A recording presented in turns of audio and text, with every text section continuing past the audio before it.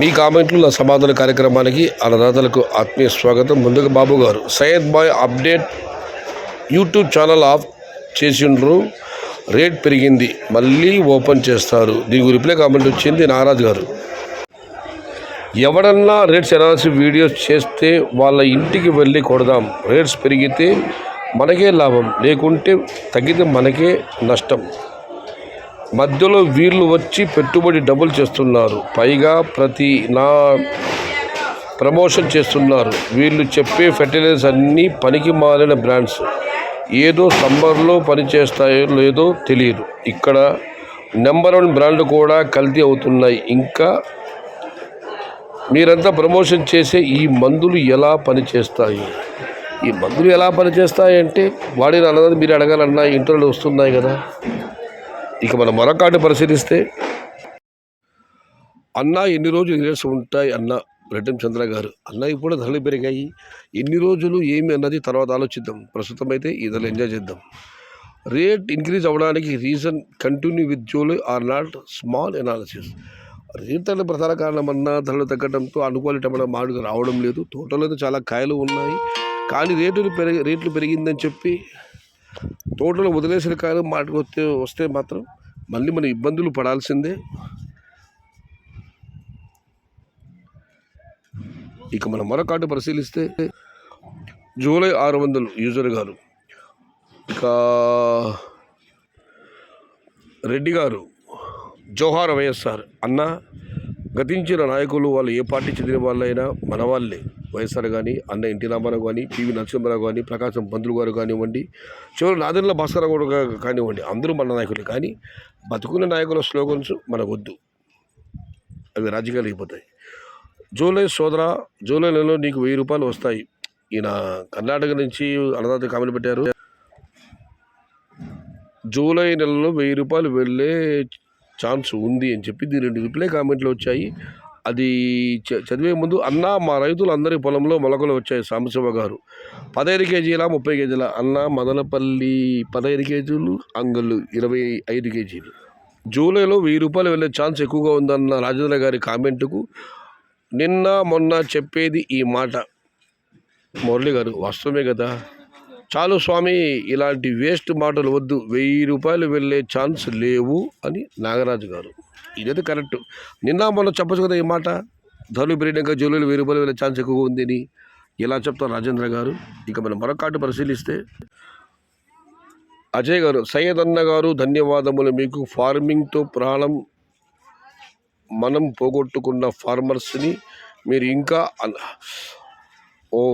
వ్యవసాయంతో ప్రాణాన్ని మానాన్ని పోగొట్టుకున్న అన్నదాతలు మీరు ఇంకా అన్నదాత అని సంబోధిస్తున్నారు. ఈ అన్నదాతలు ఇప్పుడు అన్న క్యాంటీన్ దగ్గర 5 రూపాయల భోజనం కోసం వెయిట్ చేసేలాగా చేస్తున్నారు కొందరు.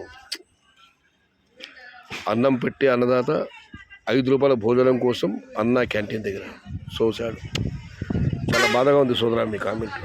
చిన్న మండ సెటిల్మెంట్ 460 రూపాయలు, తమిళనాడుకు 5, గుంటూరుకు 5, బాపట్లకు 3 ఈచలు లోడ్ అయ్యాయి. రెడ్డయ్య గారు, పదే మీకు ధన్యవాదాలు. ప్రతిరోజు మీరు చిన్న మండి ధరలు మరి లోడీ తెలియజేస్తున్నందుకు.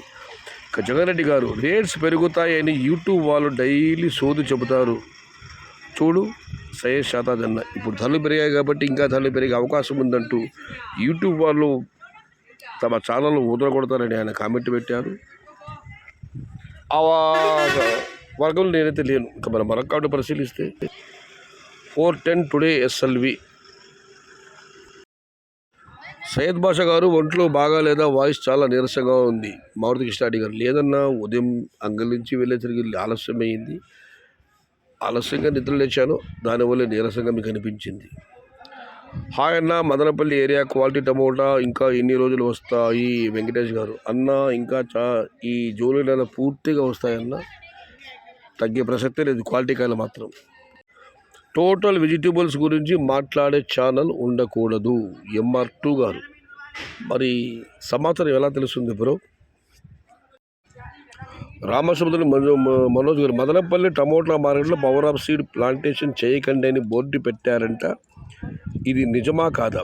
కాయలు మార్కెట్కు తీసుకురావద్దు అంటున్నారంట, ఇది నిజమా కాదా? ప్లీజ్ చెప్పండి.